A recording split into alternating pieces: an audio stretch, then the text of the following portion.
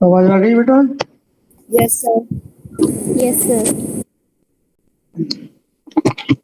ठीक है बेटा, देखो सुश्रुत निदान स्थान चल रहा था। आई थिंक तीसरा चैप्टर खत्म हो चुका है। अर्स वाला कंप्लीट हो गया है ना? जी सर। असमरी भी कंप्लीट है। फोर्थ स्टार्ट होगा। फोर्थ स्टार होगा। बगंदर निदान फोर्थ चैप्टर पर पहुंच जाइए। सुश्रुत निदान स्थान चैप्टर 4, बगंदर निदान। ठीक है, श्लोक नंबर 3 की हिंदी पे आते हैं। आवाज तो क्लियर है सभी को, राखी? Yes sir. ठीक है, देखो बगंदर के टाइप इन्होंने बताए हैं सुश्रुत के अनुसार कितने होते हैं। बात, पित्त, कफ, सन्निपातज और आगंतुज। ठीक है, इन कारणों से क्रमशः सतपूर्णक, उष्टग्रीव, परिस्रावी, संबूक, उन्मार्गी, ये 5 बगंदर होते हैं। तो आचार्य सुश्रुत के अनुसार बगंदर के कितने टाइप हो गए? 5। ठीक है, 5 कौन कौन से हैं? बात, पित्त और कफ, और फिर त्रिदोषज या सन्निपातज, और लास्ट वाला है उन्मार्गी या आगुंतुज। ये आगंतुज हो गया, मतलब किसी बाह्य कारण से जो होगा। ठीक है, तो ये हो गए 5 टाइप के। भागवत ने मानी है 8 टाइप के। भागवत ने 8 टाइप के कौन से मानी है? पांचों तो ये सेम है। इसके अलावा परिक्षेपी, रिजु और अर्स बगंदर, ये उन्होंने 3 टाइप और एक्स्ट्रा माने हैं। तो सुश्रुत के हो गए 5, भागवत के हो गए 8, और सारंगधर के भी हो गए 8। इसको याद रखना। अच्छा, ये आता है क्वेश्चन, बढ़िया क्वेश्चन है कि भागवत के अनुसार कितने टाइप की है, या भागवत ने 3 कौन से एक्स्ट्रा माने हैं। सुश्रुत के हिसाब से कौन से हैं 3? बात, पित्त, कफ, सन्निपातज और आगंतुज। ठीक है, अब देखो इसमें क्रम से लिखा है हिंदी में, क्रम से सत्यपूर्णक, उष्टगी, परसावी, मतलब बात दोष की अधिकता से होता है सत्यपूर्णक बगंदर। पूछते हैं कि सत्यपूर्णक बगंदर में कौन सा दोष प्रधान होता है? बात। उष्टग्रीव बगंदर में पित्त, और परिश्रावी बगंदर में कफ, और संबुक होता है सन्निपातज या त्रिदोषज, और उन्मार्गी या आगंतुज। ठीक है, ये 5 टाइप के बगंदर हो गए। तो आगंतुज बगंदर कौन सा था? उन्मार्गी। आने वाला किसी भी मार्ग से आ सकता है, ऐसे याद रखना। तो आगंतुज हो गया उन्मार्गी, कोई मार्ग नहीं। और बाकी ये हो गए चारों, बात, पित्त, कफ और सन्निपातज। कौन कौन से हैं? सत्यपूर्णक, उष्टग्रीव, परिस्रावी और संबुक। इसका कोड होता है सुप्स, SUPS, सुप्स। एस से सतपूर्णक हो गया, यू से उष्टग्रीव, पी से परिस्रावी, और एस से फिर आ गया संबुक। सुप्स हो गए बात, पित्त, कफ, सन्निपातज, और उन्मार्गी कौन सा हो गया? आगंतुज। ठीक है, इसमें देखो जो सतपूर्णक, उष्टग्रीव और परिसावी हैं तीनों, ये होते हैं कृच साध्य, कठिनाई से जो साध्य होते हैं। और संबूक और उन्मार्गी, लास्ट वाले 2, ये होते हैं असाध्य। इसको चाहे लिख लेना आप लोग। ठीक है, बगंदर हो गए कितने टाइप के? 5 टाइप के। बातज, पितज, कफ, सन्निपातज, आगंतुज। बात से सतपूर्णक, पित्त से उष्टग्रीव, कफ से परिश्रावी, सन्निपातज से संबूक, और आगंतुज उन्मार्गी। इसमें ऊपर वाले तीनों सतपूर्णक, उष्टग्रीव और परिश्रावी साध्य होते हैं, संबूक और उन्मार्गी असाध्य होती हैं। ठीक है, भागवत ने 8 बताए। लो इसमें दे रखा है, देखो विमर्श में भी दे रखा है। विमर्श को देखो, भागवत ने बगंदर के 8 वेद लिखे हैं। नेक्स्ट लाइन में लिखा है देखो, परिक्षेपी छठा, उसके नेक्स्ट लाइन में 7वां रिजु, और उसके नेक्स्ट लाइन में 8वां अर्स बगंदर। ठीक है, यहां तक क्लियर? अब चलते हैं, देखो आगे। बॉर्डर ने इसके 2 वेद कर रखे हैं, ये फिस्टुला, कंप्लीट ब्लाइंड, और सुसेप, blind, blind internal, blind external. यहाँ हमें इससे ज्यादा मतलब नहीं है क्या है। देखो नीचे भी लिखा है, बात की अधिकता से सतपूर्णक, इसी पेज पर, पित्त से उष्टग्रीव, कफ से परिस्रावी, सन्निपातज संबूक, और आगंतुज उन्मार्गी। ये बगंदर के 5 वेद होते हैं। इन भागवत इन 5 के अतिरिक्त 3 और मानते हैं, परिक्षेपी, रिजु और अर्स बगंदर। ठीक है, परिक्षेपी उन्होंने कहा हॉर्सू फिस्टुला से इनका कंपैरिजन किया है। रिजु स्ट्रेट फिस्टुला होता है, और अर्स बगंदर पाइल्स फिस्टुला, पाइल्स बनने से जो फिस्टुला बना। ठीक है, अब इनमें दोषों की प्रधानता कौन सी होती है, ये नोट कर लो आप। परिक्षेपी में होता है बात, पित्त, रिजु में होता है बात, कफ, और अर्स बगंदर में होता है पित्त, कफ। ठीक है, ये हो गए भगंदर के टाइप सारे। एक बार रिमाइंड मारता हूँ पूरा। सुश्रुत के अनुसार 5 भगंदर, भागवत के अनुसार 8 भगंदर। सुश्रुत के अनुसार 5 कौन कौन से हैं? बात, पित्त, कफ, सन्निपातज और आगंतुज। ठीक है, बात से सतपूर्णक, पित्त से उष्टग्रीव, कफ से परिश्रावी, सन्निपातज से संबूक और आगंतुज उन्मार्गी। सुप्स कोड बता दिया, SUPS। बात, पित्त, कफ, सन्निपातज। S से सतपूर्णक, U से उष्टग्रीव, P से परिश्रावी और S से फिर से संबूक। अब साध्य असाध्यता क्या है इनकी? सतपूर्णक, उष्टग्रीव और परिश्रावी कृच्छ साध्य होते हैं, संबूक और उन्मार्गी असाध्य होते हैं। ठीक है, ये हो गए सुश्रुत के 5 भगंदर। इसके बाद भागवत के 3 एक्स्ट्रा कौन से हैं? परिक्षेपी, ऋजु और अर्श भगंदर। परिक्षेपी में बात पित्त प्रधान होता है, ऋजु में बात कफ प्रधान होता है और अर्श भगंदर में पित्त कफ प्रधान होता है। ठीक है, अब चलते हैं, देखो आगे क्या काम का है इसमें।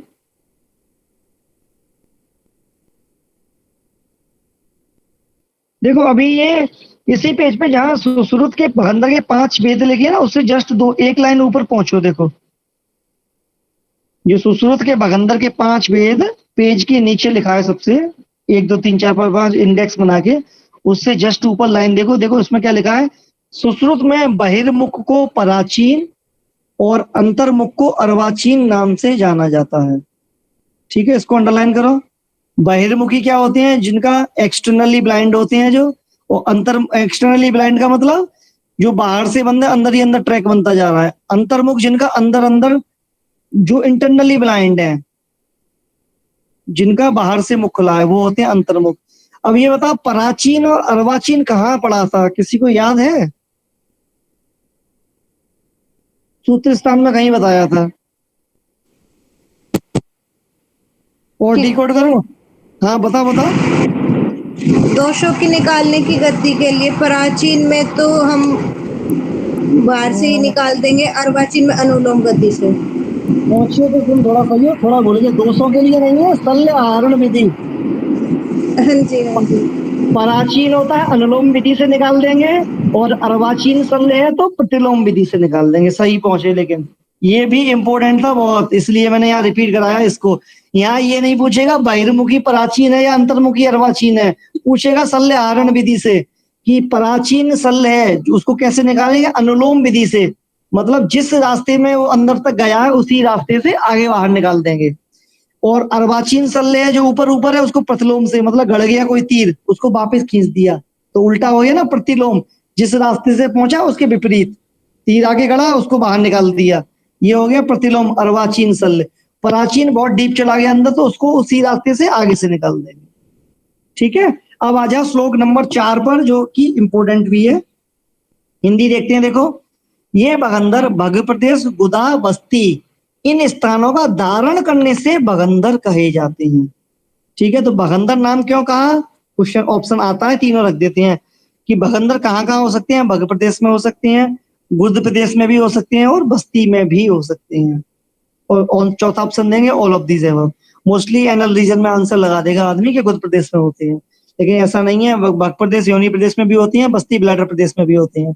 और धारण करते हैं इसलिए इनको भगंदर कहा जाता है। ठीक है, जब तक ये अपक्व होते हैं तब तक पीड़िका कहलाते हैं। ठीक है, मतलब इनकी प्राइमरी स्टेज भगंदर की क्या कहलाएगी? पीड़िका। ये भी याद रखना है, अपक्वा पीड़िका और पक्वास्तु भगंदर। लेकिन जब पक्के फूट जाएंगे तो ये भगंदर कहलाएंगे। पूरा इसको ध्यान से पढ़ लो कि भग गुस्ती गुद बस्ती प्रदेश धारणाश भगंदर इति उच्यते, अपक्व पीड़िका और पक्वास्तु भगंदरा। ठीक है, ये इंपॉर्टेंट, इस पर नोट करके 4th श्लोक को अंडरलाइन कर लेना, इसको हिंदी को पूरा। अब देखो आगे इसके पूर्ण रूप क्या है। कटी कपाल वेदना, कटी प्रदेश में वेदना होती है, पीड़ा होती है, कंडू होता है, दाह होता है, आदि लक्षण उत्पन्न होते हैं। इसके बाद आ जाओ श्लोक नंबर 6 पे। अब श्लोक नंबर 6 पे, श्लोक नंबर 4 था, 5वें में कुछ खास नहीं है। 4 में ये था कि भगंदर इसको क्यों कहा जाता है, ये इंपॉर्टेंट है इसलिए रिपीट कर रहा हूँ कि भग, गुदा, बस्ती इन तीनों प्रदेश में होते हैं। ये भगंदर के स्थान हो गए। ऑप्शन में डाल देते कहाँ कहाँ भगंदर होता है। भग, गुदा, बस्ती। धारण करता है इसे भगंदर कहते हैं। अपक अवस्था इसकी पीड़िका होती है भगंदर की, मतलब पीड़िका मतलब किसकी तरह होगा, गांठ की तरह होगा, लेकिन जब ये पक्के फूट जाएगा तो ये भगंदर कहलाएगा, फिस्टुला। अब आ जाओ इसके बाद श्लोक नंबर 6 पर। जिसका छूटा था वो 4 पे अंडरलाइन कर लेना। हरिओम, बीच में मिस हुआ था तुम्हारा। हरिओम, आवाज आ रही है? यस सर, आ रही है आवाज। हाँ, 4 को अंडरलाइन कर लेना श्लोक को। कि भाग गोदा बस्ती प्रदेशों का धारण करने के भगंदर कहते हैं। अपक को ये पीड़िका कहलाते हैं, जब पक जाते हैं तो भगंदर होते हैं। अब आ जाओ श्लोक नंबर 6 पर। देखो सतपूर्णक आहार, सतपूर्णक भगंदर क्या है? मिथ्या आहार विहार के सेवन करने वाले पुरुष में बात से निवृत्त एवं स्थिर होकर गुद के चारों ओर 1 या 2 अंगुल स्थान के मांस और रक्त के, इसको अंडरलाइन करो, 1 या 2 अंगुल स्थान के मांस और रक्त के, मांस शोणित के 1 या 2 अंगुल स्थान के मांस और रक्त को, द्वारा रिपीट हो गया, मांस और रक्त को दूषित करके अरुण वर्ण की पीड़िका को उत्पन्न करते हैं। ये लाल नहीं है, ये अरुण वर्ण की पीड़िका है। पहुंचो श्लोक में, श्लोक नंबर 6 की फर्स्ट लाइन देखो, लास्ट में लिखा हुआ है, देखो, गुद अभिवितो अंगुले 1 अंगुले 2 अंगुले मांस सोड़ते प्रदूष्य अरुण वर्णा पीड़िका। ठीक है, 1 अंगुल के होते हैं सतपूर्णक भगंदर, या 2 अंगुल के मांस के में स्थान घेरते हैं, और अरुण वर्ण के होते हैं।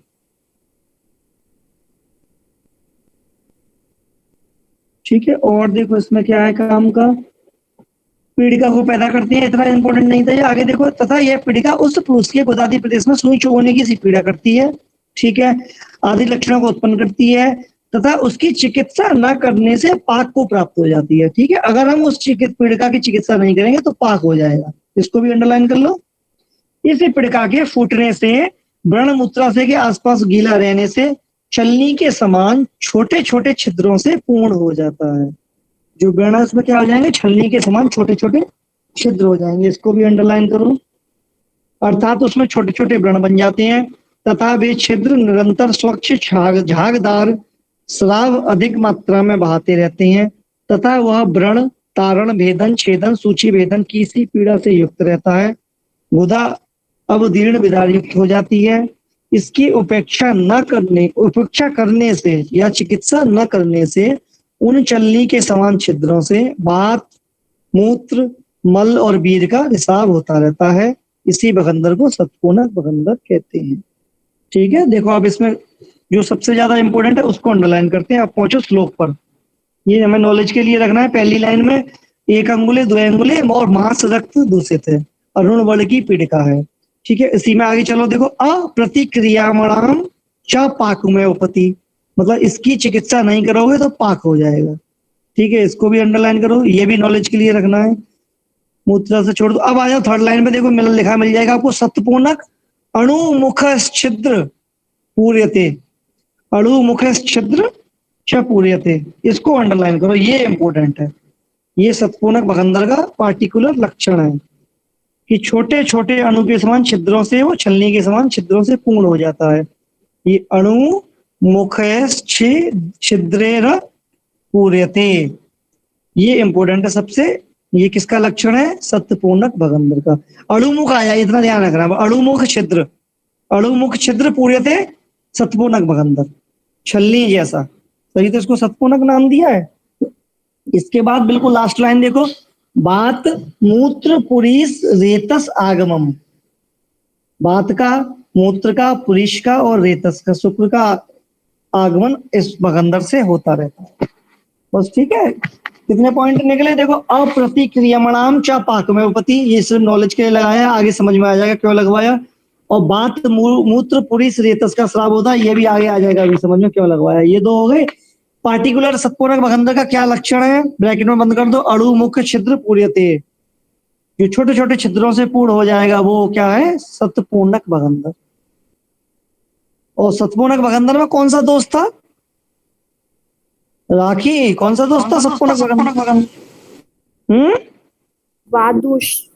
बात दोष, ठीक है, हो गया यहाँ तक क्लियर। अब चलते हैं, देखो आगे उष्टग्रीव भगंदर।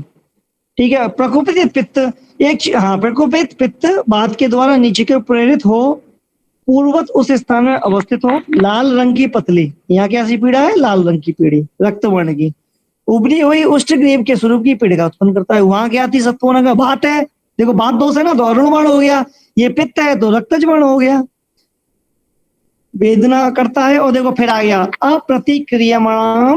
अप्रतिक्रियमाणाम च पाकम उपैति, मतलब जिसकी चिकित्सा न करने से पाक हो जाएगा। देखो हो गई दोनों में सेम, सत्पूर्णक में भी इसमें भी, मतलब अप्रतिक्रियमाणाम च पाकमुपैति दोनों में आ गया। ठीक, इसके बाद देखो फिर लास्ट सबसे नीचे लाइन पे 7वें श्लोक के, बात मूत्र पुरीस रेतस विसर्जति, कि बात का, मूत्र का, पुरीस का और रेतस का, वीर का श्राप होता है। दोनों में कॉमन हो गया, किसमें, सत्पूर्णक बगंदर और उष्टग्रीव में। ठीक है, ये दोनों कॉमन हो गए। अब उसका इंडिविजुअल फीचर क्या था, अणुमुख छिद्र पूर्य थे, सत्पूर्णक था। उष्टग्रीव का इंडिविजुअल कौन सा है, इसको अंडरलाइन करो, व्रणस्य अग्नि क्षार, कि घाव जो होता है अग्नि और क्षार के समान लगने जैसा दाह युक्त होता है। अग्नि क्षारम च क्षारम व्यव अपि दहते, कि अग्नि और क्षार के समान दहन जैसा लगता है। घाव जो बनता है उष्टग्रीव बगंदर में, उसमें ऐसी पीड़ा होती है या दहन होता है कि जैसे अग्निकर्म या क्षार कर्म कर दिया गया है। ये इंपॉर्टेंट है पॉइंट इसके इंडिविजुअल के लिए। दोनों, बाकी दोनों में कॉमन हो गए, अप्रतिक्रियमाणाम च पाकमुपति बात मूत्र पुरीस रेतस आगम, ये दोनों में क्लियर हो गए। तो सत्पूर्णक बगंदर को कैसे डिफरेंशिएट करोगे, एक तो अरुण वर्ण की पीड़िका है, एक अंगुल 2 अंगुल हो गया, और क्या था, अणुमुख, इसमें क्या है, अग्नि और क्षार के समान दाह युक्त। अब आ जाओ तीसरा, कफज वाला, कौन सा था कफज वाला, परिस्रावी बगंदर। श्लोक में अंडरलाइन कर लो, यही देखो, शुक्ल आवासम स्थिरा कंडुमती पीड़िका, शुक्ल वर्ण की होगी और स्थिर होगी, कफज है तो कंडुबी होगी, ये पीड़िका होगी। उसमें अरुण वर्ण की पीड़िका थी, उष्टग्रीव में रक्तवर्ण की थी, अब ये कफज है तो शुक्ल और स्थिर पीड़िका है। ठीक है, इसमें भी देखो आ गया फिर से, अप्रतिक्रियमाणाम च पाकम उपति, पाकम उप इति, इसको संधि विच्छेद करेंगे तो होगा पाकम उप इति।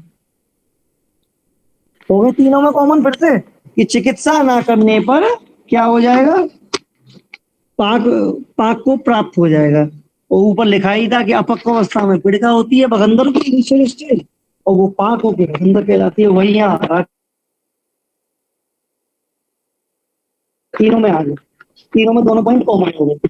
अब देखो आगे चलते हैं नेक्स्ट पेज पर। ठीक है, इसमें कोई खास नहीं है, कफज वाले में इंडिविजुअल सा बस यही है, बात मूत्र पुरीस रेतस, और कौन सा है, अप्रतिक्रियाणाम च पाकमुपति।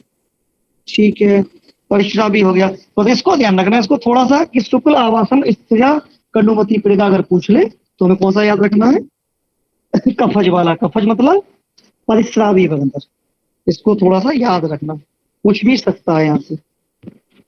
अब आ जाओ, देखो हाँ एक चीज और ध्यान रखो, देखो जो उष्टग्रीव बगंदर था उसमें कैसा हो रहा था, अग्नि और क्षार के समान दाह युक्त था, है ना, इसलिए अग्निकर्म का निषिद्ध है इसमें, अग्निकर्म नहीं करते उष्टग्रीव बगंदर में। लिख लो इसको नोट करके अलग से, कि उष्टग्रीव बगंदर में अग्निकर्म का निषिद्ध है। ये क्वेश्चन आता है, अग्निकर्म का निषिद्ध कौन से बगंदर में है, उष्टग्रीव बगंदर में।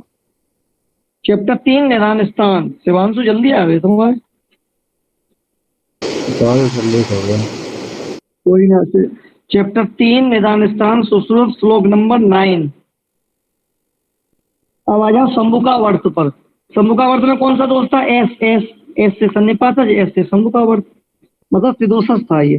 सन्निपातज है तो इसमें क्या होंगे, सभी के लक्षण आएंगे, बातज के पितज के कॉमन के। श्लोक नंबर 9 का पहली लाइन पे लास्ट बिल्कुल लिखा है, देखो, पाद अंगुष्ठ प्रमाण, इसको अंडरलाइन करो, पाद के अंगूठे के प्रमाण की सर्वलिंग सभी लक्षणों से युक्त पीड़िका होती है। सत्पूर्णक में बातस्था अरुण वर्ण की पीड़िका थी, उष्टग्रीव पितस्था था, रक्तज वर्ण की पीड़िका थी, कफ परिश्राव भी कौन सा था, कफस्था, शुक्ल वर्ण की स्थिर पीड़िका थी, और ये कौन सा, शंभुकावर्त पाद अंगुष्ठ प्रमाण पीड़िका। अगर पीड़िका पूछेगा अब तक चारों में से तो इसी को पूछेगा सिर्फ, कि पाद अंगुष्ठ प्रमाण की पीड़िका कौन से बगंदर में होती है, शंभुकावर्त में, बाकी किसी की पीड़िका नहीं पूछेगा। सत्पूर्णक में से पूछेगा तो अणु छिद्र, ठीक है, उष्टग्रीव में से पूछेगा तो अग्नि क्षार दग्ध, बाकी पूछने में कुछ भी पूछ रहे, लेकिन जो अच्छी चीज है वो ये। और शंभुकावर्त में से पाद अंगुष्ठ प्रमाण, ठीक है, सभी लिंग के लक्षण होंगे, क्योंकि बात पित्त कफज सन्निपातज है ये। बाकी इसमें देखो, फिर देखो इसमें आ गया आगे से, फिर देखो अप्रतिक्रियमणाम च पाकम उपेति, फिर आ गया उसमें चिकित्सा नहीं करने से पाक को प्राप्त हो जाएगा। व्रणश्च नानाविध वर्ण श्रावम, इसको अंडरलाइन कर लो। जो घाव होगा वो कई प्रकार के श्रावों से होगा। इसको भी डिकोड कर सकती हो कि संबुकावर्त सन्निपातज है, तीनों दोषों हैं इसमें, तो जिस दोष का अधिकता होगी उस प्रकार का श्राव हो जाएगा। इसलिए अनेक प्रकार के श्राव हैं, सभी लक्षणों से युक्त पिड़का है, ये दोनों डिकोड हो जाएंगे। कुछ इंपोर्टेंट पॉइंट बनेगा पाद अंगुष्ठ, पाद के अंगूठे के बराबर। ठीक है, देखो नाना विधि वर्ण श्राव के बाद एक को भी हल्का सा अंडरलाइन करो, थोड़ा सा ये लिखा है जो पूर्ण नदी संबुकावर्त, पूर्ण नदी संबुक आवर्त वत्राश्च समुत्तिष्ठति। हिंदी में पहुंचो सबसे नीचे, जल के अधिक बाढ़ के समान या शंख के आवर्त के समान विशिष्ट पीड़ाओं को पीड़ा करता है। मतलब बहुत ज्यादा पूर्ण नदी, भरी हुई नदी चल रही है, क्या करेगी, आसपास सब तहस नहस कर देगी। ऐसे ही ये कह रहा है, ये भी क्या करेगा, उसी की समान पीड़ा करेगा। यह शंभु का आवर्त मतलब शंख के भौरे के समान, शंख के जो डिजाइनें बनी होती है ना, जो कल बताया था शंख का आवर्त ने कौन सी थी, गुदवलियां, उसको दिया इन्होंने बस। ठीक है, ये हो गया शंभु का आवर्त भी फिनिश। अब आ जाओ तुम किस पर, ये हो गए चारों 200 वाले, बातज पितज कफज सन्निपातज। अब आ जाओ उन्मार्गी। उन्मार्गी क्या होता है, आगंतुज होता है। ये किसको देखो ज्यादा होता है, जो मांस खाने के लालची होते हैं, मतलब मांस खाने वाले बहुत ज्यादा होते हैं। तो मांस खाने के लालची मूढ़ पुरुष अन्न के साथ अस्थि शल्य को निकल जाता है। जब वह शल्य कठिन बल के साथ मिलकर अपान वायु से नीचे की ओर प्रेरित होकर टेढ़ा मेढ़ा आकर गुद को चोट पहुंचा देता है, वहां व्रण बन जाने से कोत सड़न हो जाती है। ठीक है, तथा उस पुए और कोत सड़न पे अंडरलाइन करो, कोत और सड़न पे। उसके बाद पुए और रक्त से पूर्ण मांस के कोथ में जल से क्लीन कीचड़ युक्त, इसको भी अंडरलाइन करो, जल से क्लीन कीचड़ युक्त भूमि में कीड़े पड़ जाते हैं, इसको अंडरलाइन करो, कृमि को। वे कीड़े गुदा के मांस को खाते हुए अगल बगल से विदीर्ण कर देते हैं। उस पुरुष के उन कृमियों द्वारा किए हुए मार्ग से बात मूत्र पुरीस और रेतस निकलते रहते हैं। ऐसे को उन्मार्गी भगुंदर कहा जाता है। अब आ जाओ श्लोक पे, देखो क्या काम का है इसमें। ये नहीं पूछेगा कभी कि मांस खाने के लालची का शल्य चला गया, छोड़ दो। सेकंड लाइन पे अंडरलाइन करो, श्लोक नंबर 10 की, छत निमित्त कोत उपजाए थे, मतलब कोई चोट लगी एनल रीजन में, उसमें क्या हुआ, फिर पस पड़ गया, एब्सिस बन गई, उसने भगंदर बना दिया। इसका मतलब ये है छत निमित्त कोत उपजाए थे। ये छत निमित्त कौन सा है, उन्मार्गी भगंदर। उन्मार्गी क्या था, आगंतुक था। आगंतुक मतलब किसी भी चोट, इंजरी, ट्रॉमा आदि से हो रहा है। ठीक है, इसको ध्यान रखेंगे हम लोग। उन्मार्गी है, उन्मार्गी मतलब कोई रास्ता नहीं है इसका, कोई रास्ता नहीं होता किसी का, वो आगंतुक होता है, अतिथि होता है, बाहर से आने वाला। ये मतलब सिंपल बस कोरिलेट करने के लिए है। बाहर से कोई चोट लगी तो उन्मार्गी भगंदर बन गया। अब दूसरा क्या है, देखो जल प्रकीर्ण, इसी लाइन में आगे बढ़ते हैं, सेकंड में बिल्कुल लास्ट में देखो, जल प्रकीर्णनाया क्रमी सजायन्ते। बस हमें क्या ध्यान रखना है, क्रमी, कीड़े पड़ गए।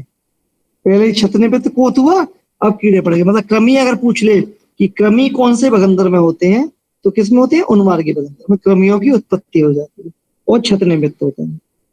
ये बच्चे गुदा के क्षेत्र को बच्चे खाते हैं, जिससे क्या होता है, पार्श्वत उदारयंती, बुद्ध प्रदेश पूरा, पार्श्व प्रदेश पूरा क्या हो जाता है, धारण हो जाता है, फटफट सा हो जाता है।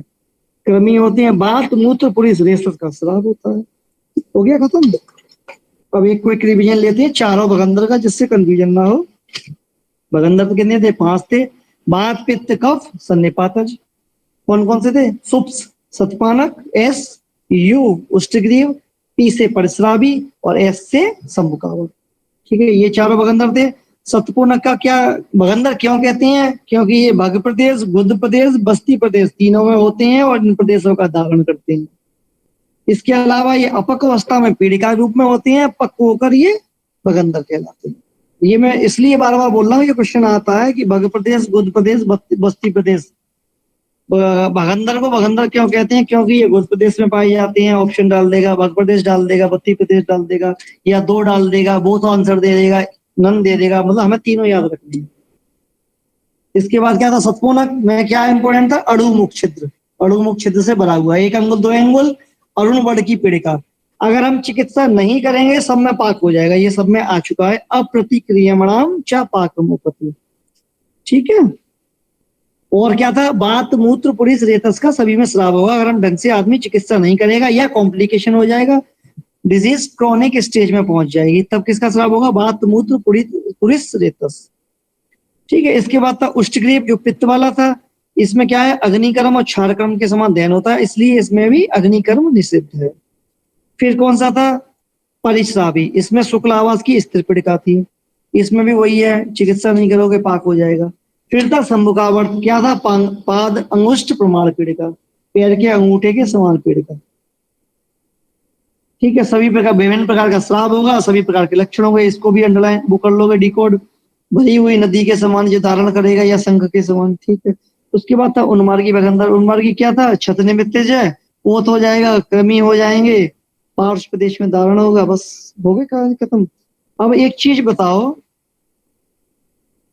बात मूत्र पुरुष रेतस, ये सभी उपद्रव है बगंदर बगंदर के, सब में कॉमन है, लेकिन इन पांचों में से एक में नहीं था, कौन से में बताओ,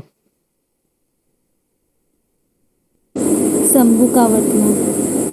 इसमें नहीं था बेटा, संभुकावर्त, सही, ये याद रखना। ठीक है। ये बात मूत्र पुरुष रेतस जो कॉम्प्लिकेशन था, संभुकावर्त में नहीं था। ठीक है। ऐसे ही उन्मार्गी में क्या नहीं लिखा था, अप्रतिक्रियमणाम च पाकमुपति, ये क्वेश्चन नहीं आएगा, बस मैं समझाने के लिए बता रहा हूँ। इसको ऐसे भी ध्यान रखना, बाई चांस कभी इसको पेपर जब बहुत अच्छे लेवल टफ लेवल का बनाया, अप्रतिक्रियमणाम च पाकम उपवेति उठा के रख दिया, किसके संदर्भ में कहा गया है, किसके संदर्भ में, बगंदरों के संदर्भ में, कि जिसकी हम चिकित्सा नहीं करेंगे तो वो पाक को प्राप्त हो जाएगा। हो गए चारों प्रकार के बगंदर। अब देखो आगे चलते हैं, श्लोक नंबर 12 पर आ जाओ। बुध के 2 अंगुल दूर वाले प्रदेश में उत्पन्न होने वाली गहरे मूल की तथा पीड़ा ज्वर से युक्त पूर्व में कही हुई पीड़िका से विपरीत लक्षणों वाली बगंदर पैदा करने वाली पीड़िका है। इसका मतलब क्या है कि जो फिस्टुला है वो बुध प्रदेश के 2 अंगुल के क्षेत्र में ही उत्पन्न होगा। जो एनल रीजन का जो क्षेत्र है उसमें 2 अंगुल चारों तरफ से जो 2-2 अंगुल का प्रमाण रहेगा, वहां बगंदर होगा। पीड़िका मतलब बगंदर में कन्वर्ट होगी 2-2 अंगुल तक। इसको याद रखना कि बगंदर बुध प्रदेश के केवल 2 अंगुल में ही उत्पन्न होता है। और उसको भी याद रखना, वो भी इंपॉर्टेंट था जो मैंने कहा है कि बात मूत्र पुरुष रेतस का स्राव किसमें नहीं होता है। ठीक है। बगंदर खत्म हो गया। साध्य साध्यता पे आ जाओ, श्लोक नंबर 14 पर। प्राय सभी प्रकार के बगंदर कृच्छ साध्य होते हैं। ठीक है। किंतु उसमें त्रिदोष बगंदर मतलब सन्निपातज, कौन सा था सन्निपातज, संभुकावर्त बगंदर असाध्य होता है। छतज बगंदर असाध्य होता है। छतर कौन सा था, आगंतुज या उन्मार्गी। ये मैंने पहले ही बता दिए थे कि सतपूर्णक, उष्टग्रीव और परिश्रावी तीनों कृच्छ साध्य होते हैं, और संभुकावर्त और उन्मार्गी असाध्य होते हैं। बगंदर निदान खत्म।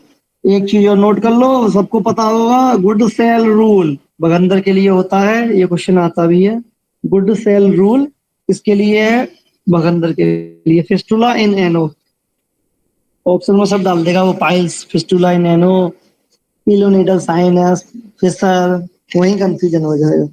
इसके लिए है फिस्टुला के लिए, बगंदर के लिए गुड सेल रूल पता होगा मोस्टली, मुझे लगता है, आई थिंक सभी को। नोट कर लेना, बगंदर निदान खत्म, इंपोर्टेंट है ये भी चैप्टर।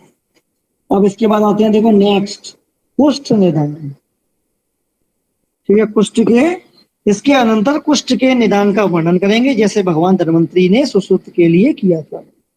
अब आया श्लोक नंबर 3 की हिंदी देखते हैं। देखो, मिथ्या आहार विहार करने वाले, विशेषकर गरिष्ठ विरुद्ध, ये हमेशा याद रखना। कुष्ठ का सबसे, कुष्ठ मतलब, कुष्ठ से मतलब यहाँ लेप्रोसी नहीं है कि लेप्रोसी है, कुष्ठ से मतलब है कि स्किन की कोई भी डिसऑर्डर, हमेशा विरुद्ध आहार करने वाले लोगों को बहुत ज्यादा चांस होते हैं उन्हें होने के, इसलिए इसको अंडरलाइन कर लो, इसको बिल्कुल एक हाईलाइट करके, विरुद्ध आहार। कुष्ठ का सबसे पहला निदान चरक में भी दे रखा, क्या है, विरुद्ध आहार। विरुद्ध आहार तुम्हें पता ही है, दूध के साथ केले का सेवन या मछली के सेवन, जो विरुद्ध आहार थे ना, फलों के साथ दूध को लेना, दाल के साथ उसको लेना, दूध के बाद मछली पी खाना, ऐसे जितने भी ये विरुद्ध आहार थे जो लोग करते हैं उनको मोस्टली स्किन डिसऑर्डर होने की प्रोबेबिलिटी रहती है। इसलिए स्किन की बीमारियों वालों को ट्रीट करो तो उसका आहार पे जरूर ध्यान दो, पथ्य पथ पर, क्योंकि मेडिसिन भी तभी इफेक्टफुल होगी जब वो पथ्य का पालन पूरी तरह से करेगा और विरुद्ध विरुद्ध आहार को बंद कर देगा। एक और होता है पॉइंट, कौन सा? चरक ने बताया है, पूर्व जन्म कृत कर्म।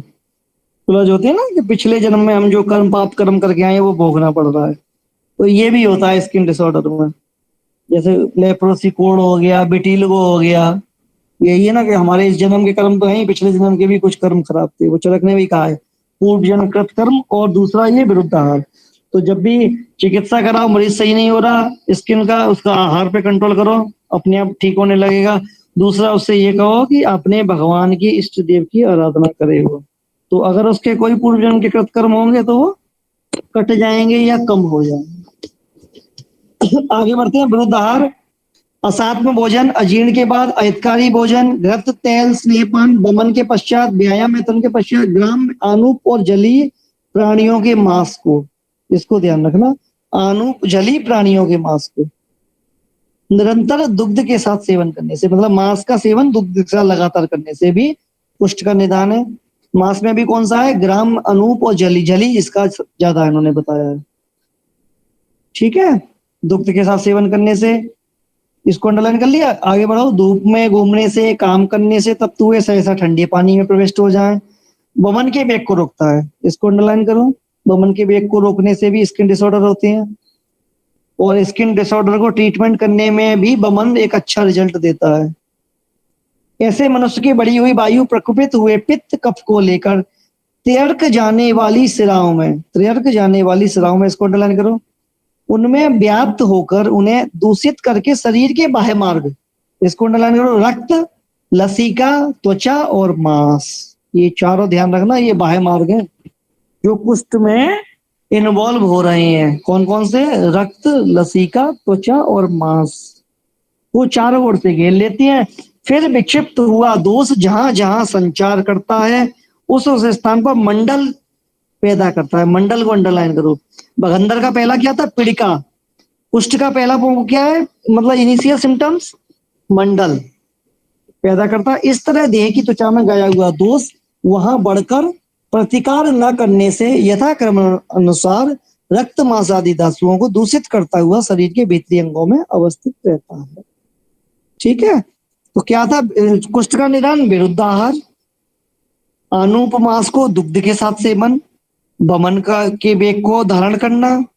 इससे क्या होगा? तीनों दोष प्रकोपित होकर वायु पूरी प्रकोपित होकर पित्त कफ को लेकर जाकर त्यर्कगामी सिराओं में व्याप्त होकर किसको घेर लेगी? रक्त, लसिका, त्वचा और मांस, ठीक है। इसको याद रखना, रक्त, त्वचा, लसिका, रक्त और मांस।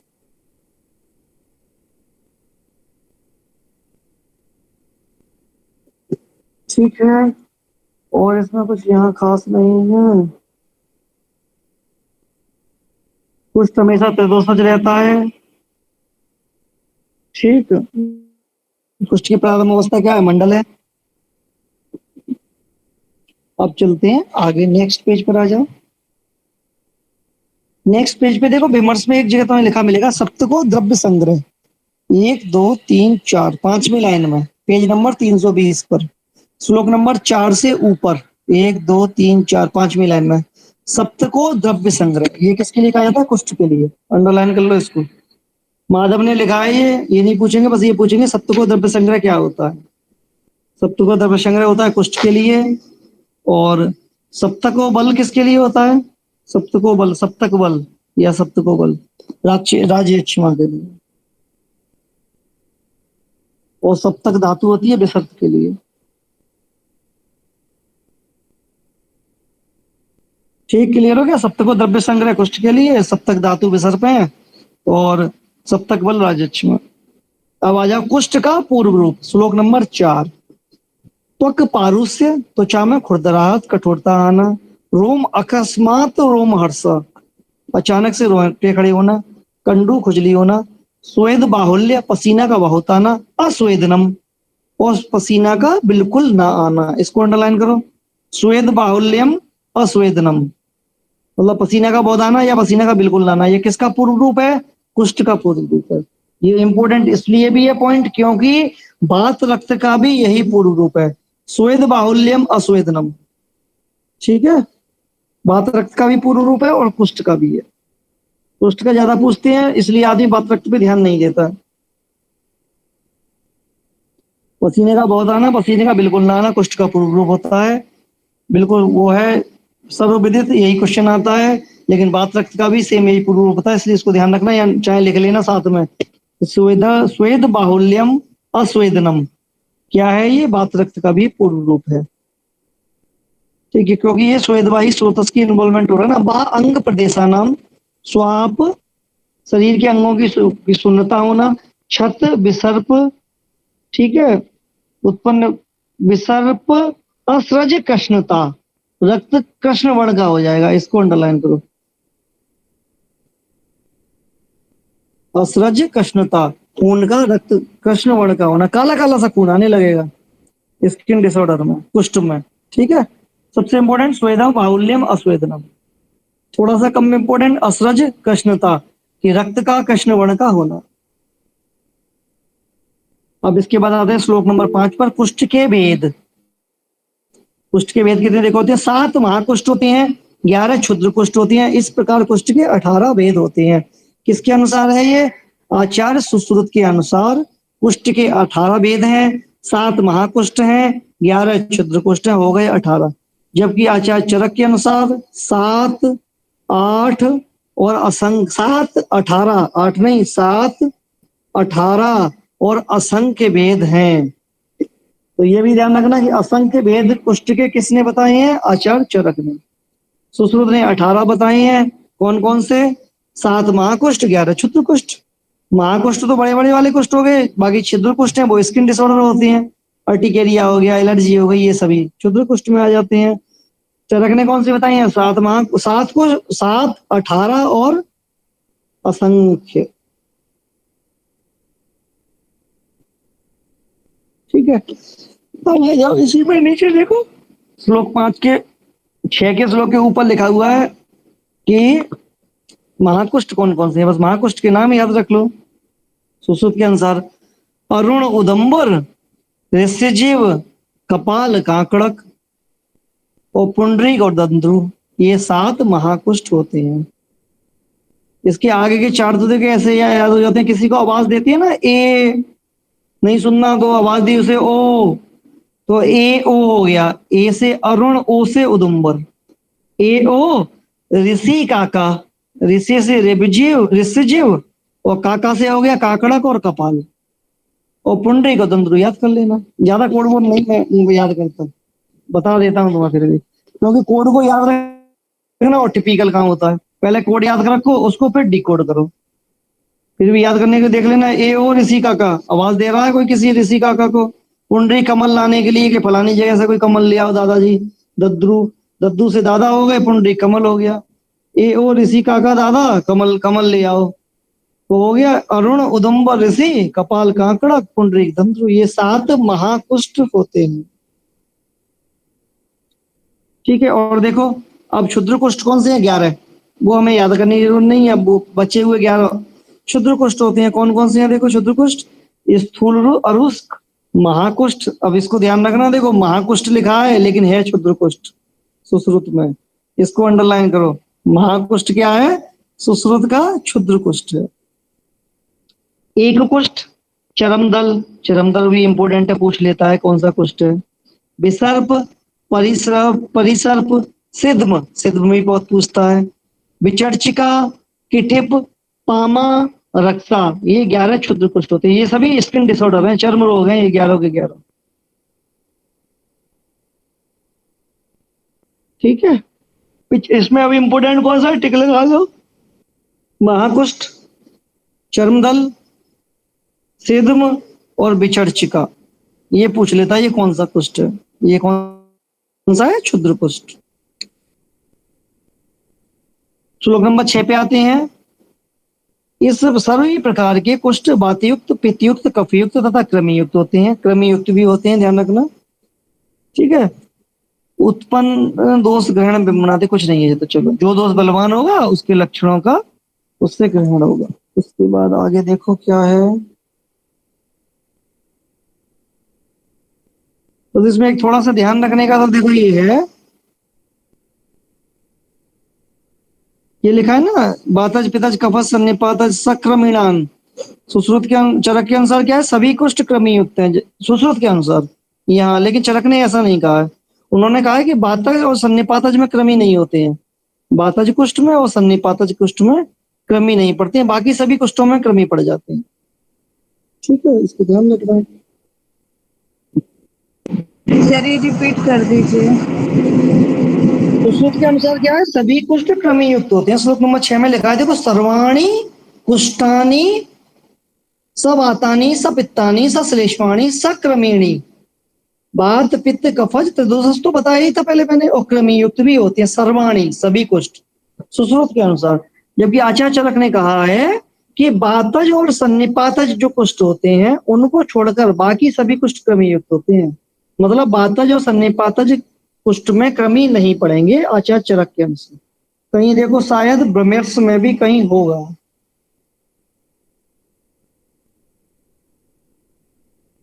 बोलो नहीं तो चरक में मिल जाएगा, चरक का याद है मुझे, इसमें भी होगा नीचे। छोड़ो, आगे चलो। देखो, अब तो हो गया कंप्लीट। श्लोक नंबर 7 पे आ जाओ। देखो, हिंदी पे पहुंचो। श्लोक नंबर 7 की हिंदी पे। बात की अधिकता से अरुण कुष्ठ, बात का वर्ण हमेशा अरुण ही होता है, अरुण कुष्ठ हो गया। पित्त की अधिकता से उदुम्बर और ऋषजिव, कपाल और कांकड़क। अच्छा, पित्त की अधिकता से उदुम्बर, ऋषजिव, कपाल और कांकड़क। ओ ऋषि काका थे ना, ओ ऋषि काका, ये पित्त की अधिकता वाले हैं। ओ उदुम्बर, ऋषि से ऋषजिव, काका से का से कांकड़क, का से कपाल, ये थे पित्तज। और अरुण था केवल ए, जो हम बुला रहे थे ये जरा, वो केवल बात वाला था। ठीक है। और बचे अब कौन से, पुंडरीक और दंद्रु, ये हैं कफ की अधिकता वाले। ठीक। हालांकि यहाँ से कुछ नहीं पूछा नहीं है, और पूछ भी ले कोई बड़ी बात नहीं है कि अरुण कुष्ठ में कौन सा दोष प्रधान है, या उदुम्बर और ऋषिजीव में कौन सा है, कपाल और कांकड़क में कौन सा है। उदुम्बर होता है, देखो, गूलर, गूलर का फल होता है लाल रंग का। ऋषिजीव, भालू की जीव, जीव भी हमेशा मोस्टली लाल ही होती है सभी की। कपाल और कांकड़क, कांकड़क होता है गुंजा, गुंजा भी लाल होती है। तो ये सब हो गए पित्त वाले, ऐसे डिकोड हो जाएंगे। कपाल को याद रखना, कपाल खोपड़ी होती है, तो ये भी पित्त में आएगा। पुंडरी कमल पानी में रहता है, कफ हो गया। दद्रु टेढ़े मेढ़े हो गए दद्दू जी, ये कफ वाले हो गए। और बात का वर्ण अरुण होता है, तो अरुण हो गया बात।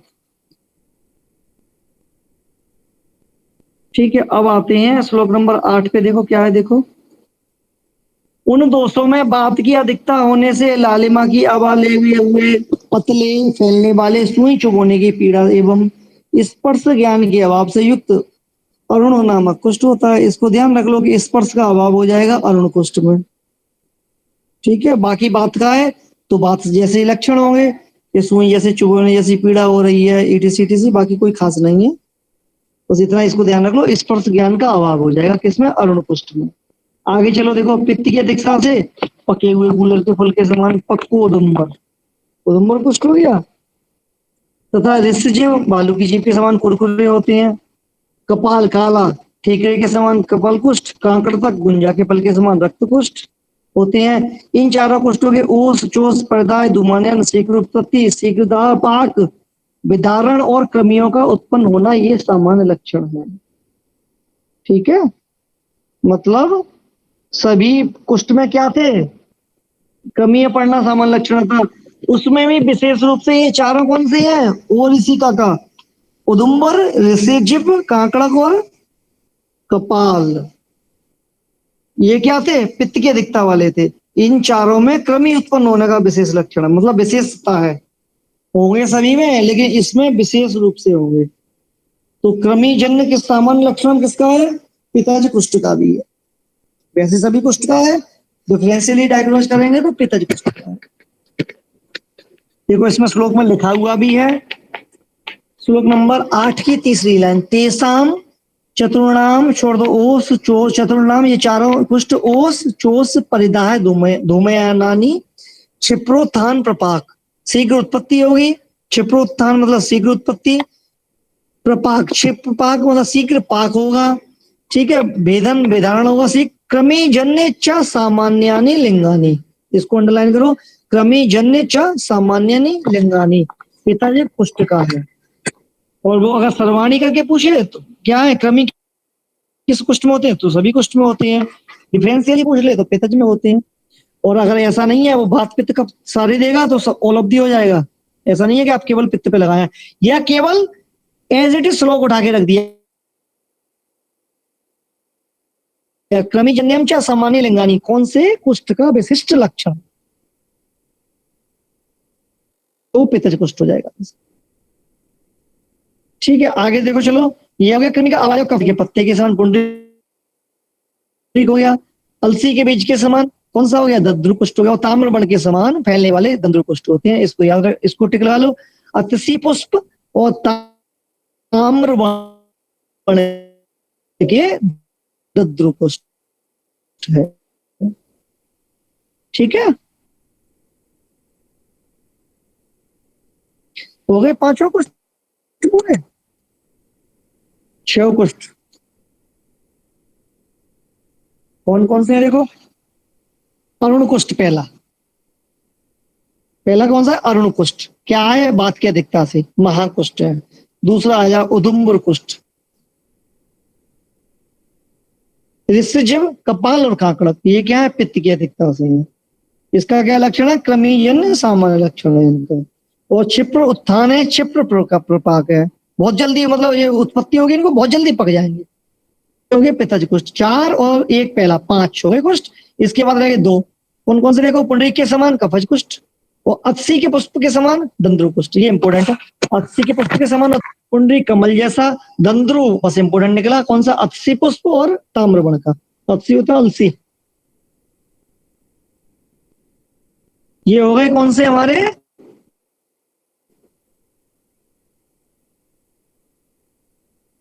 महाकुष्ठ, फिनिश। अब इसके बाद आती है क्षुद्र कुष्ठ।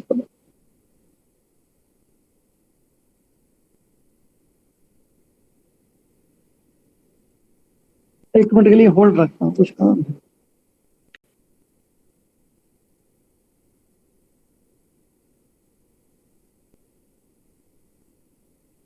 कैसे स्थूल अरुष्क कुष्ठ, श्लोक नंबर 9 से 12 तक। स्थूल अरुष्क कुष्ठ में शरीर के विशेषकर हस्त और पाद की संधियों में होती है, हाथ और पैर की संधियों में होने वाला कुष्ठ है। चलो, आवाज नहीं आ रही है सही से।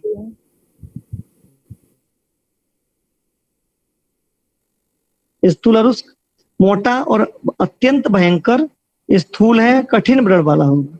ठीक है, स्थूल है ना, स्थूली शब्द में आ गया तो हमें क्या ध्यान रखना है, हाथ और पैर की संधियां, बाकी सब इसकी कठिन कठिन हो गई, सब चीजें स्थूल स्थूल दृढ़ दृढ़ दृढ़ हो गई। ठीक है, कोई खास इंपोर्टेंट नहीं है। उसके बाद देखो महाकुष्ठ में क्या होगा, त्वक संकोच होगा, त्वचा में दरारें पड़ जाएंगी, त्वचा की सुक्ति हो जाएगी। ओके, अब आ रही है आवाज, राखी चंचल आवाज आ रही है, शिवांशु आवाज आ रही है, यस सर। आ रही है आवाज, ठीक है। श्लोक नंबर 9 से 11 स्थूल कुष्ठ हो गया, ये कम में इंपोर्टेंट है, ये कम पूछते हैं, तो अभी रीडिंग जरूर लेंगे, हम छोड़ेंगे नहीं इसको। स्थूल कुष्ठ क्या था,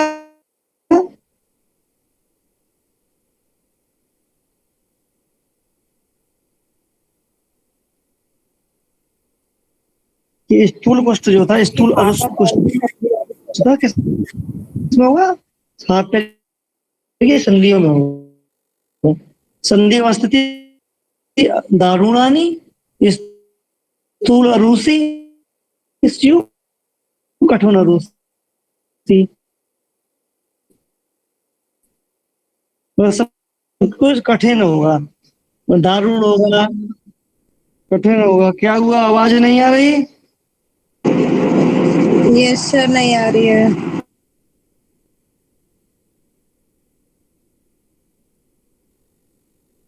राखी, सर आ रही है।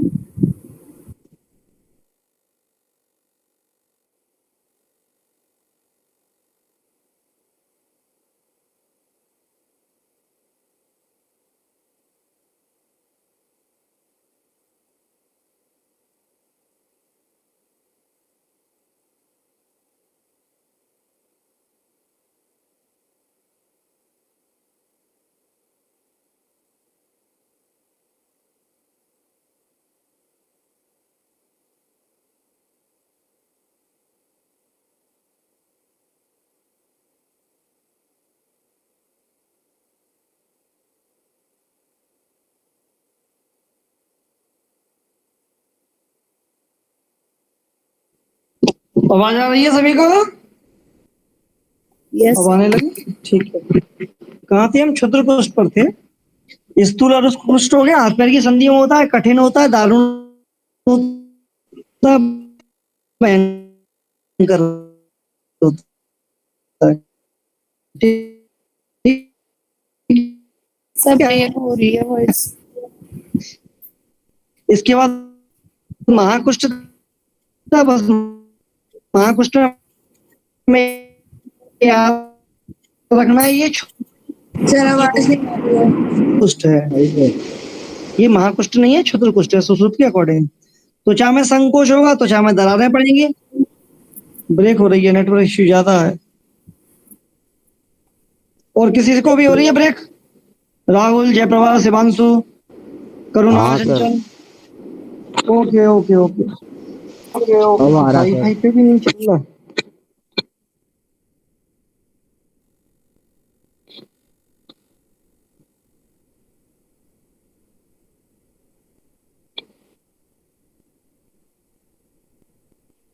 बहुत लेट लेट हुआ। चलो ठीक है, फिर एक काम करते हैं, कल क्लास करेंगे अब, ठीक है? कल करेंगे, थोड़ा ज्यादा खींच खींच देंगे, कल मिस हो गई थी, इसलिए कल लोग सोना मत, तुम 11 बजे तक कर देंगे हम, ठीक है? Yes sir, thank you sir. आवाज पहुंची या नहीं? सर आ रही है। हाँ सर। नहीं आ रही ना, बिल्कुल ठीक है।